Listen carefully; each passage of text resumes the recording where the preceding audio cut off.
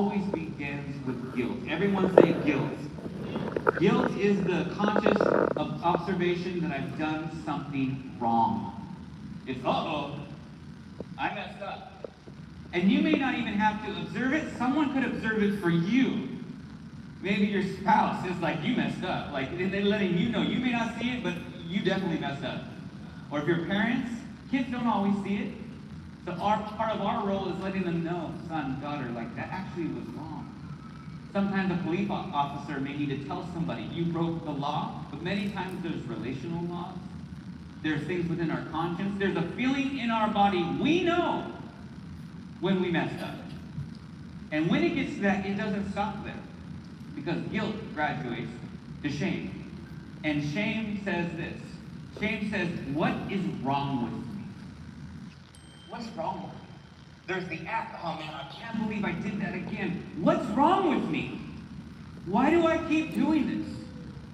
Like, I put my foot in my mouth and now this is happening. Like, why am I like this? It questions your identity. And if that wasn't enough, then it moves to your relationships. And it makes this statement. No one wants to be with me. Why would they want to be with me? I can't believe I did this again. What's wrong with me? They wouldn't even want to be with me. And sometimes you say this to yourself. I don't even want to be with you. I can't stand myself. I can't stand being around me. And this is the progression of shame. Because shame will always have an opinion on your relationships. Shame wants to tell you where you're at with God. Shame wants to tell you where you're at with other people. Shame wants to tell you where you're at with your family members, and your spouse, and your children, and your parents. Wants to tell you where you're at with yourself. And this is the very definition of toxic shame. Scripture has a word for it that summarizes all of this process, and it's the word condemnation. How many of you heard the word condemnation before? No. Condemnation is the summary of this, of you did something wrong, guilt. You are wrong, shame. And who would want to be with me? Isolation. This is always the progression of condemnation. It doesn't affirm a relationship. It doesn't point to a real identity. It offers no hope or path out of failure. And it also whispers to our soul things like, you're stupid. You're worthless. You're ugly. You're disgusting. I can't believe you did that. You're fat. You're skinny. You're slow. You're clumsy. You will always be a loser. You're a rotten person. And then it gets to the point where it whispers, you deserve this.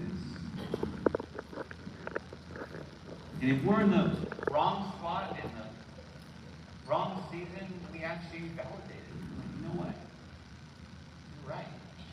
And then we feel worse. Why? Because condemnation communicates this message that you are bad and does not invite a way out of your badness.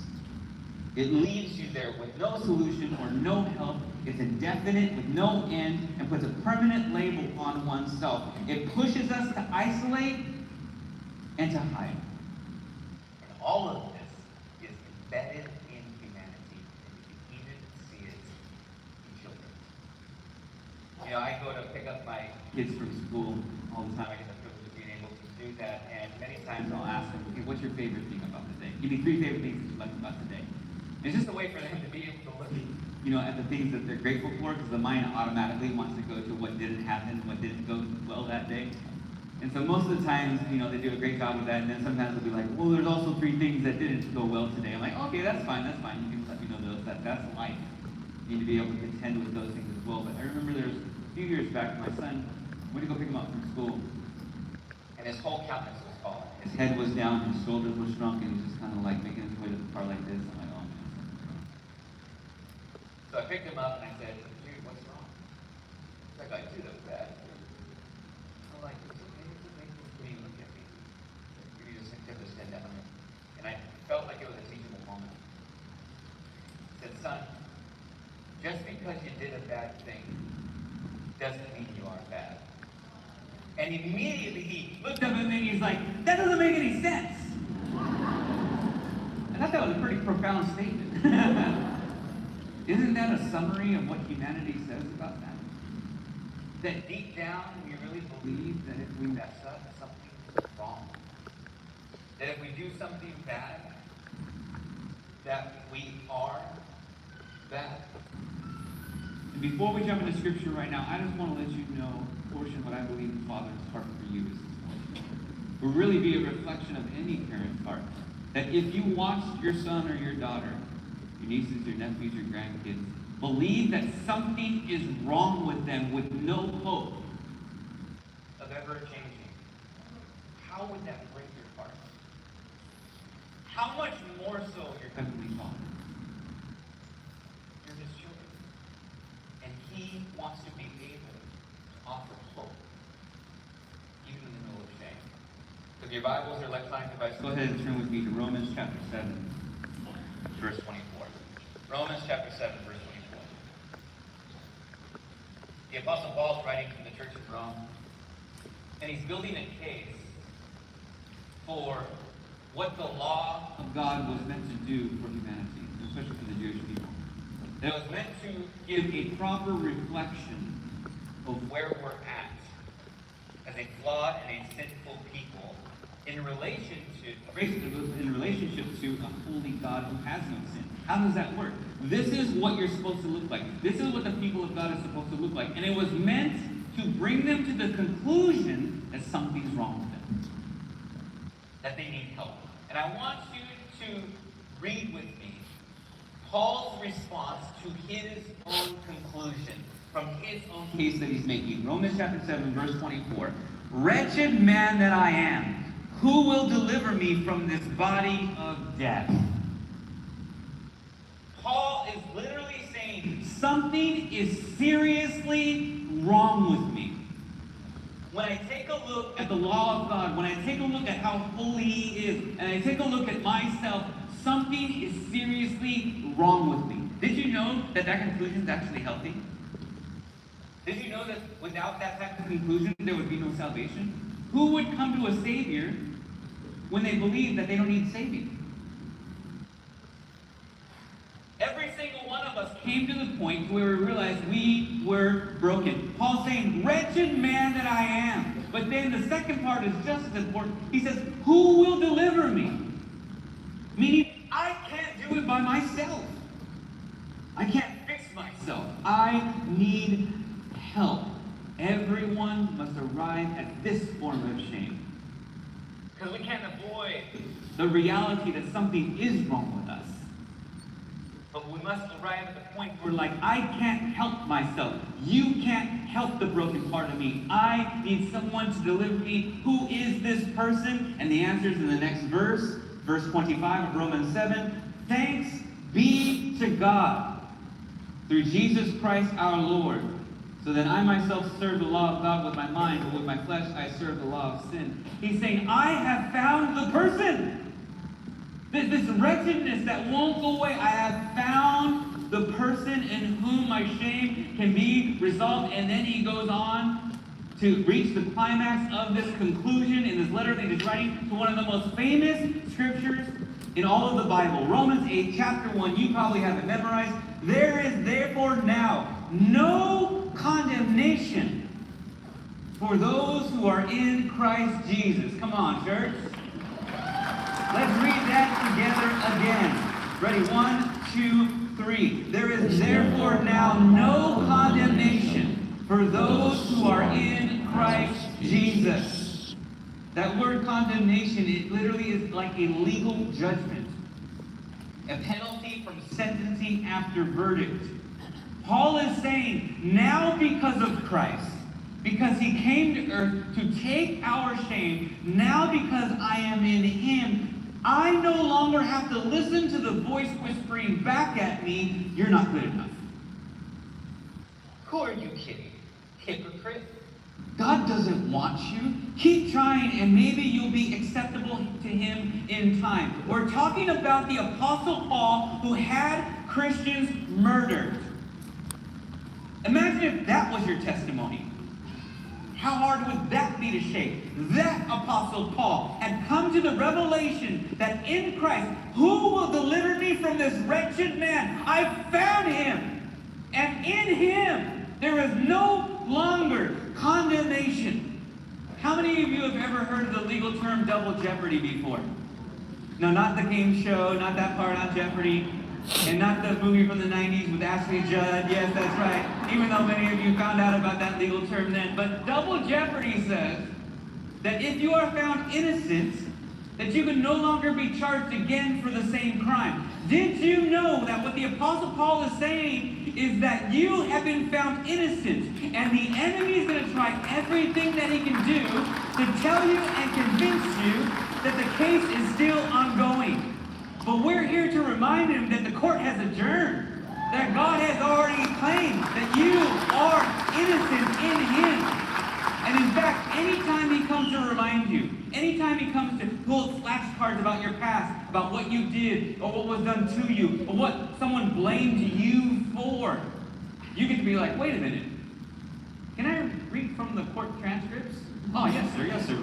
That's right. Romans chapter 8. There is now, therefore, no condemnation for those who are in Christ Jesus. Who will deliver me from this wretched man that I am? Thanks be to God. Christ has taken our toxic shame. Isaiah 53:3 says, he was despised and rejected, a man of sorrows, acquainted with deepest grief. We turned our back on him and looked the other way. He was despised and we did not care. Yet it was our weakness he carried. It was our sorrows that weighed him down. And we thought his troubles were a punishment from God, a punishment for his own sins. We thought it was his fault. Humanity blamed him, saw all the trouble he was going through hanging on a cross. Oh, he deserved it. He's hanging for his shame. He deserves to be there. But can I tell you that when Jesus went to the cross, he went to the cross with your blankets on him? Everything that you would ever wear in this life, all the ways that we cope with what we feel we can't cope with, all the ways in which we hide ourselves from God, from others, from ourselves, he's saying, I'm not going to have my children live like that. I'm going to actually take their blanket upon me, and I am going to the cross because I'm going to die with their shame on me. Because you were not meant to live like this. This is why it says that we have a high priest who empathizes. The reason why he can feel what we feel is because he had it on him. He knows.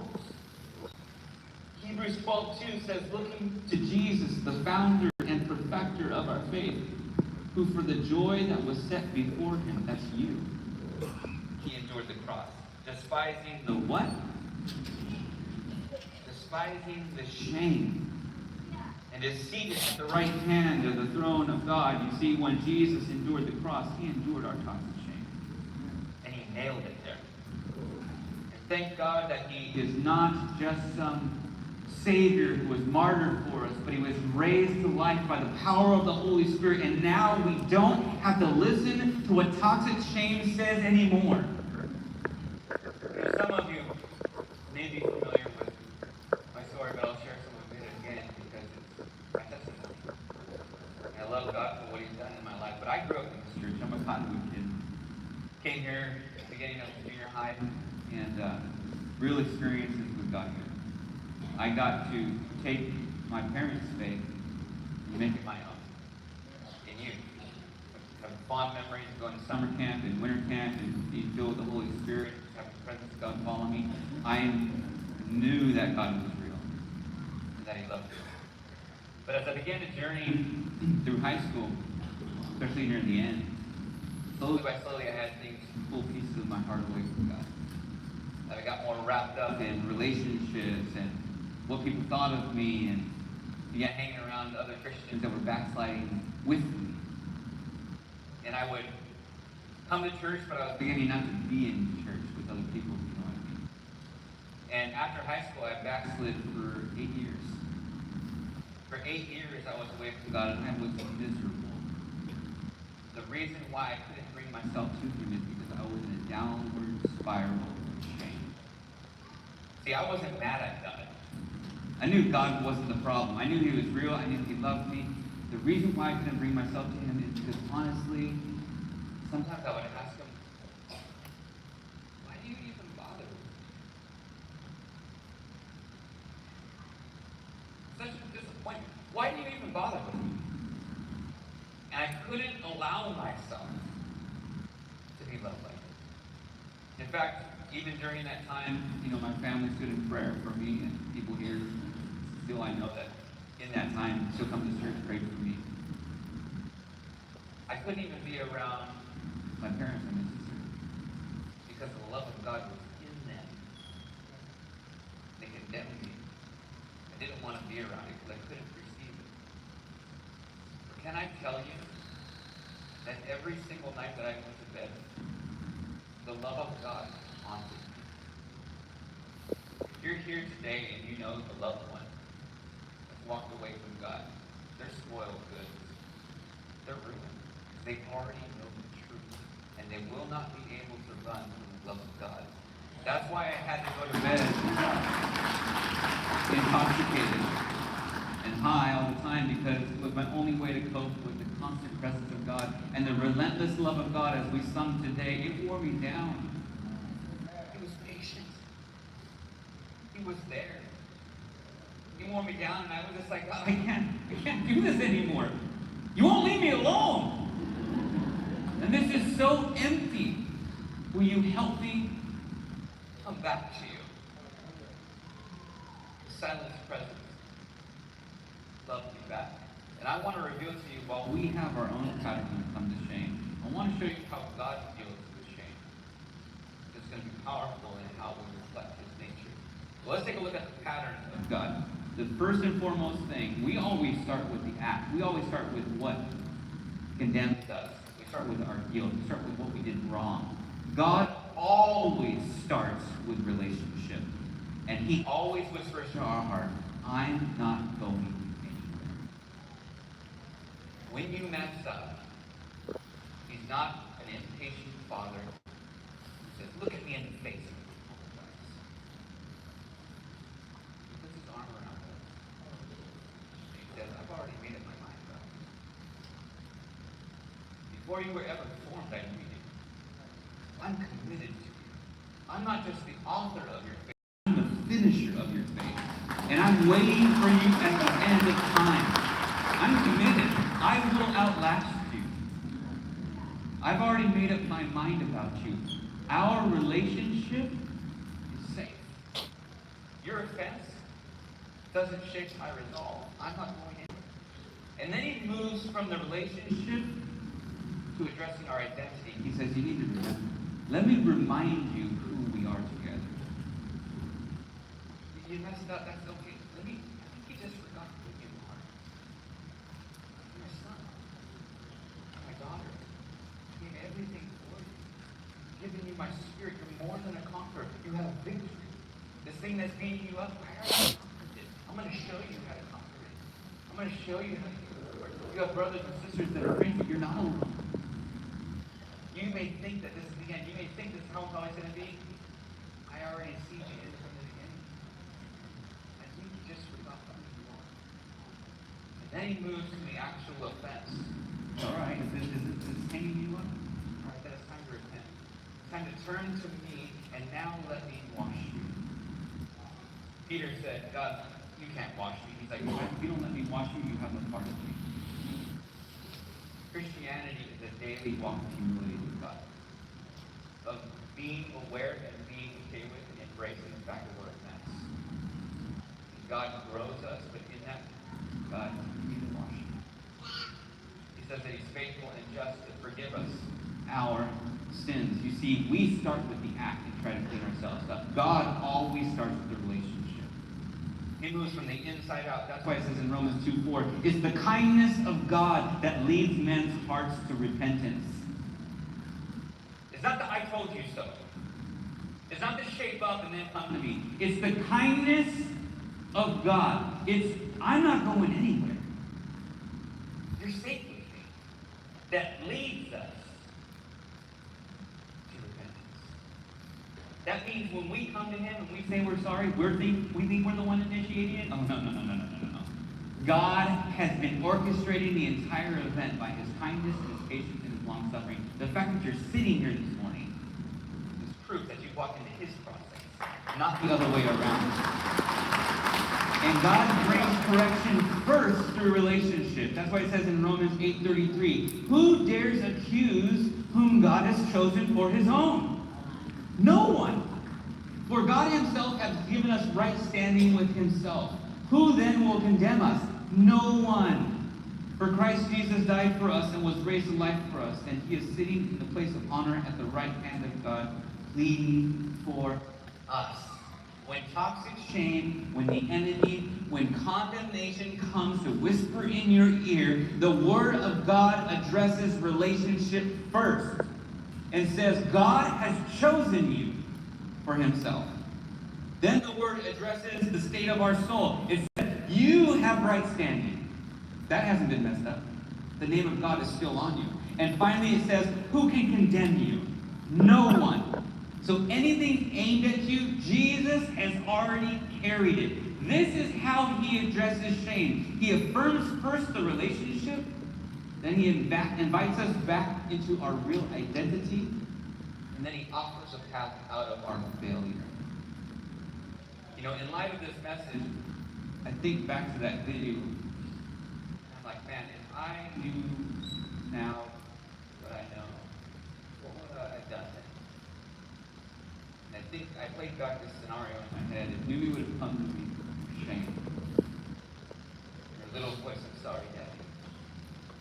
I'd been like, Numi, can you lift up the blanket so that we can talk? And if she would have collapsed, God would have done it. I would have gotten underneath the blanket.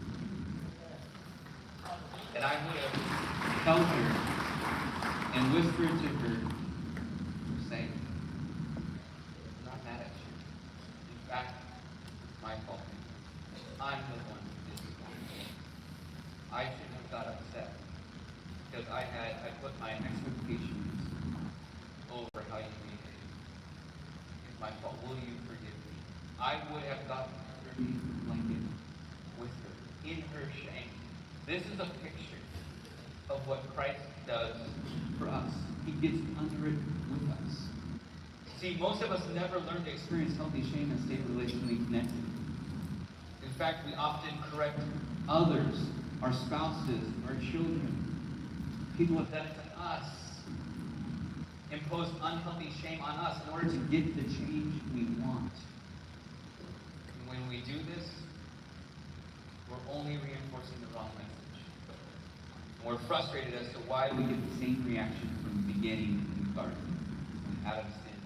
And we're wondering why when we use toxic shame, when toxic shame is used against us, we hide. People hide from us. God wants us to be able to tell what's underneath the surface. The Holy Spirit wants to reveal it to you this morning. What I want to do is I want to give you some symptoms. How do you tell if there's toxic shame inside you? I'll give you some from my own life. The first symptom I'll share with you is the symptom of what I call the white knuckle approach. How many of you ever heard white knuckling it? It's being able, white knuckling it says, if you can just find a way to stop, then I'll be good. It's the brute force approach to ending an unwanted behavior. We do this to others. If you would just stop, then we would be good. It's behavior modification. And at the bottom of this is the lie that value is based on your track record.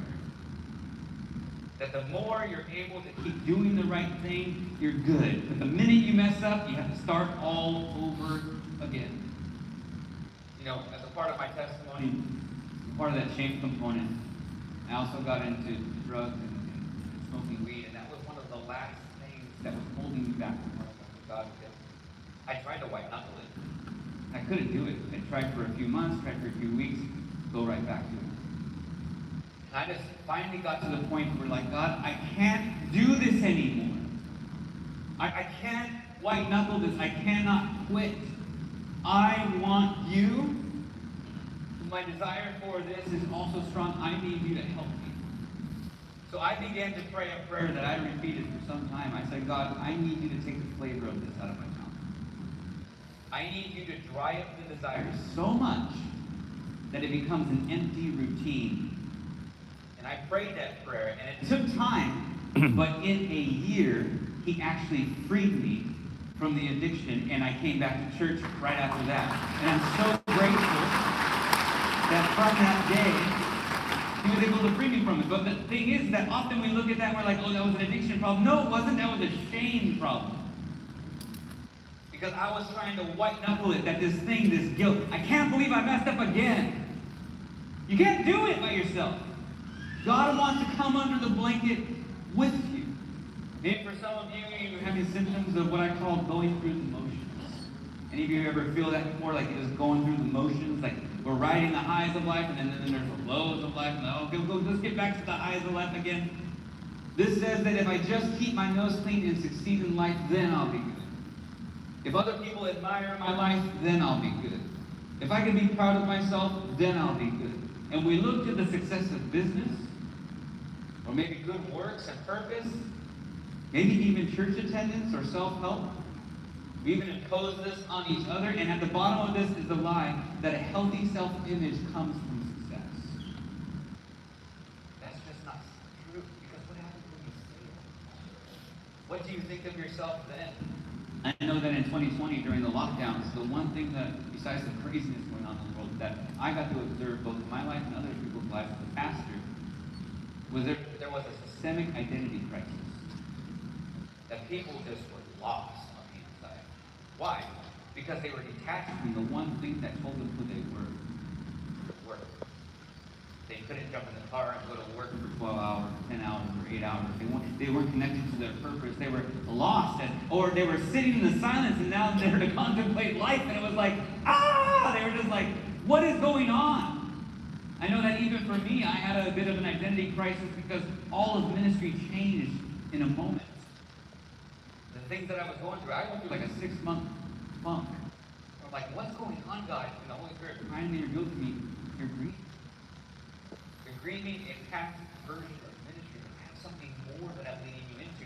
I have something that I'm leading you into. You do not have to stay in this place where you feel stuck, like you're just going through the motions. Our identity is fixed in Him. Maybe for some of you, you're experiencing the symptoms of loneliness. How many of you know that you can have friends here at church? You can actually have lunch plans after service to go out with people, to have lunch together, who know your life, who know you, and you can still be lonely. We can share parts of our lives with people, but there's rooms that you can close up, quarantined off, put yellow tape around it, padlock on the door. You're like, I'm not letting anybody go there. I don't even want to go there. And so we use distraction and busyness, and we try not to think about it, and we work lots of overtime and keep busy with all the kids' athletic activities and avoid accountability and vulnerable conversations at all costs.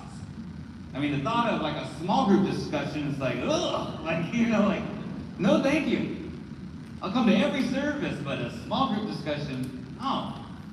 And at the bottom of that is the lie that it's safer to be lonely than it is to be rejected. That's just a lie. That's a lie from the pit of hell. As we encourage people to get into communities, small gatherings, so that you can journey with people, we often tell people, if you don't want to be seen, you might not like it here. I tell them not to turn them off, but to let them know what we're about. We are about seeing you, about journeying with you. And yes, you have to use wisdom and trust in terms of not just with your guts to every person you know. But God will bring intimate relationship with you so that you're not journeying alone. You were never meant to journey alone, and shame will always try to isolate you. It's a lie that it's safer to be lonely than rejected. Jesus was rejected. Jesus was rejected. And that was very difficult for him. You know what was more difficult for him? Loneliness. When God the Father turned his back on his own Son and our sin was placed upon him, that's when he cried out. That was unbearable. Our Father does not want us suffering in loneliness.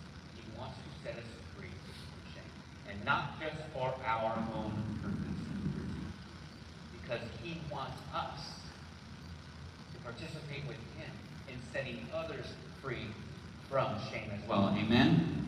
Amen. So as you enter into these holidays, I want you to know that you are on a mission. You're like, oh. You're on a mission. When you go into those living rooms with the pozole and the menudo and the bolillo and the turkey and the ham and all of the pan dulce and all the things that'll get you nice and fat, you're on a mission. Because the people who are there need to know a different way. I want to read to you one last passage of scripture from 2 Corinthians chapter 5, verse 18. It says, all this is from God, who through Christ reconciled us to himself and gave us the ministry of reconciliation. Did you know that you're in full-time ministry? You're like, oh, I didn't know that. Did you know you're in full-time ministry? If you bear the name of Christ, you are in full-time ministry. That is, in Christ was reconciling the world to himself, not counting their trespasses against them, and entrusting to us the message of reconciliation. Therefore, we are ambassadors. You are ambassadors for Christ, God making his appeal through us. We implore you on behalf of Christ, be reconciled to God. God wants the world to know his truth. He's chosen you as his mouthpiece. He's chosen you as the ability to display what it is we're talking about this morning. So perhaps the very thing that could be transformative not only to you, but to the world around you, is for you to get forgiveness. To actually have the words come out of your mouth and forgive you. And I'm not trying to be tongue-in-cheek. I know for some of you that is a tall order. There's a lot of pain there. I'm not talking about rebuilding trust with someone who's not trustworthy. I'm actually talking about setting yourself free. I'm actually talking about someone who perhaps took advantage of you as well, who tried to place shame on you. This addresses the shame that's been placed on us, on others. Maybe even this person you need to say, I forgive you, is to yourself. Because God forgave you a long time ago. But you hold the ledger still in your hand. Maybe for some of you, the person you need to tell, I forgive you to, is to God. Quite frankly, you got very upset with the way that life worked out. You never let go of it. Did you know that God's a big He already knows your thoughts. Scripture talks about pouring out your complaint to him. David did a lot. Read the Psalms. David was mad at God a lot. But always in the Psalms he would pivot, but God, and he would remember his character and his nature. It's healthy if you're angry at God to let him know. Because in that, he'll turn your heart to be able to set yourself free and be like, God, I know it's not your problem. I know it's not you who did this, but it hurts so bad I have no one else to blame. Absolutely need to forgive God. Maybe in the season you're at is to ask for forgiveness. To actually say the words, I'm sorry. Will you forgive me? And this can address the shame that we put on other people for what we did. Well, we told someone, you made me do it. If it wasn't for this and for that, it wouldn't be this way. And we didn't even know it then, but we placed shame on people. And I'm not here to poke fun at you, hence the video in the beginning of the message. I'm in the boat with you. We may have done this to our children, to our friends, to our siblings. God is here to let you know, whatever's bubbling up right now, don't turn away from it. There is no condemnation for those who are in Christ Jesus. But he wants to bring healing. If there was no other way for you to cope but to blame someone else, God's like, I have a better way. Because that shame can't stay in you. That thing that you placed on someone else, you need to set yourself free by saying, I'm sorry. That was on me. That wasn't on me. You had nothing to do with that. Will you forgive me? Maybe for some of us, this season can be a perfect opportunity for us to speak shame off of people. Have you ever been in a conversation with a believer where they were just blanket over their head? And you're like, oh, no. Because you knew who they were in Christ. You knew that they needed to know that they were safe. Maybe this is a season where you come alongside them and you're like, I'm not going anywhere. I already made up my mind about you. I'm your ride or die. I'm your friend. You think what you did shakes me off of you? No, I'm a hold you tighter. So when people don't respond to you and they ghost your text and you're wondering where did sister so-and-so go and you show up at their door, that's the love of God. Saying, I'm not here to find out your dirty business. I'm here to let you know we're good. And in fact, I'm not going anymore. I've made up my mind about you. What is that? That is us speaking shame off of people. Maybe for you, it's also to speak to someone and let them know, hey, you know what? I just think you've forgotten who you are. It's okay. It's happening to me all the time. We need brothers and sisters. We're a body to remind ourselves. Wait a minute. I'm a citizen in heaven, a son and daughter of the Most High. I have authority in the name of Jesus. I have victory in His name. I've been given a spirit, not of fear, but of power and love and a sound mind. And every single thing that I'm fearing has actually been conquered. I have an inheritance. And I have brothers and sisters that have go to war for me. Scripture says that we're not stones, we're living stones knit together that make a structure and a building. We are a wall. We stand together. And we should have each other's backs. We speak shame off of people. And we let them know, hey, look, you can't get over that. I'm letting you know if God doesn't condemn you, then neither do I. God is faithful and just to forgive you. What we're going to do, we're going to allow the Holy Spirit to minister right now. Because I know this is picking us up right now. We're going to pray. Two groups of people. First, we're going to pray for those who need healing. Because you may have been injured from someone who put shame on you when you never deserved it. They may have convinced you that something's wrong with you. The Holy Spirit, by the power of His hand, has the ability to take that off today. Give you new liberty to walk in. We will be healed where no man can touch you. So, we're also going to pray for those who are distant from God. We're talking about being distant. Whether you like to have my story in terms of being a prodigal son or a prodigal daughter, where you have a real relationship with God and you just walk away, you know you're not living right, or whether you've never given your life to Christ, I would be honored. Pray with me. So let's go ahead and offer that moment to those who are distant from God first. If you're in this building and you've never given your life to Christ, the good news that the family knows here is that Jesus is a free gift. You don't have to go and perform to belong. Jesus did the impossible. He came in our image as a little baby, dependent, with a full life, without sin. And then we somehow saw something wrong with him. Said he was guilty, and we placed the shame of the world on him and said it's your fault, and we crucified him. But in God's divine plan, that wasn't a mistake.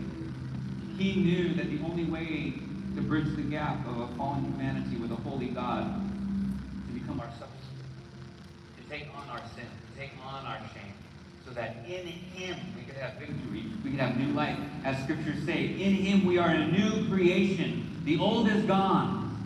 Behold, the new has come. That's for you this morning.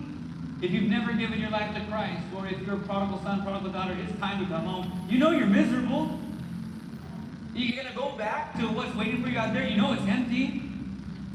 All that's left keeping you there is the lies of the enemy whispering you that you don't belong here, and that is, by this point, I believe, feeble. Because the Holy Spirit's already been speaking to you. It's time to come home. Take it from a prodigal. You will never regret it coming back home. So if that's you and you want to pray this prayer, I'm going to ask that everyone that's without distraction just close their eyes. We're about to enter into a holy moment where people offer up their lives to Christ. And if you want to pray that prayer to invite Christ into your life, I'm going to ask that on the count of 3 you raise your hand just so I can acknowledge you, and then we'll pray as a family. Ready? 1, this is you, now's the time. 2, there's no need to wait. God is here. You don't need to clean yourself up. Come as you are. 3, if that's you, go ahead and raise your hand if you want to pray this prayer. Invite Christ into your life. Awesome. Keep it up with us for a moment longer. Every section, even outside, and those online as well, God sees your hand. Beautiful. You go ahead and put it down. Keeping our eyes closed, I'm going to give you some words to repeat. The family's going to join in with us. You are literally speaking to God Himself. So repeat after me. Say, Father God, Thank you for sending your son Jesus to die in my place.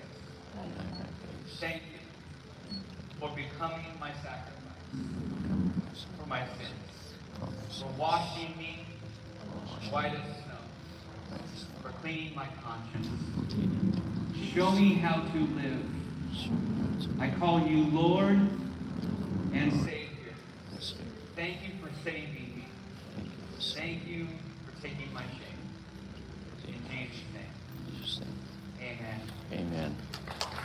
And we're going to say in a moment of prayer, but I promise you we can pray for that second group. So if you want the shout distraction, you can close your eyes if you want, but I'm going to speak a verse over to you, and then we're going to pray. For anyone here that is carrying something that they need to give up to God, whether it's been following you for 30, 40, 50 years, or whether it's a current season, or you recognize this blanket, I'm giving it over to God. I want to pray for you. Listen to this verse of Scripture as you meditate on it. Isaiah 54:4. Fear not, for you will not be ashamed. Be not confounded, for you will not be disgraced. For you will forget the shame of your youth, and the reproach of your widowhood you will remember no more. Romans 10:11 says, everyone who believes in him will not be put to shame.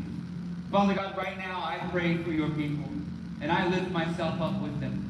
And in the name of Jesus, I command all forms of toxic shame to leave now. I ask you for your liberty to come down as a move of your grace and to touch parts of our soul that no man can touch. Memories and injuries that date back to our childhood that we thought would always be there are ending now in the name of Jesus. We ask, Lord, that you will remove the shrouds, the way that we cope with life, the limp that we've walked with. We ask you to stand us up straight to be able to walk correctly with you. I ask you for supernatural healing now to come and to rest on every mind and heart. Under the sound of my voice, those here in the building, those in the plaza, those watching online, those who will watch in the future, you know them, you know us. We come to you knowing that you won't reject us. We're safe with you. Remind us who we are. Wash us and heal us. In the mighty name of Jesus. Amen, amen, and amen. So we love you guys. We want to be able to support your decision. If you need a Bible or prayer, our teams are already out in the prayer tent. If you're watching online or you got to run and go, you can text the word NEXT. It's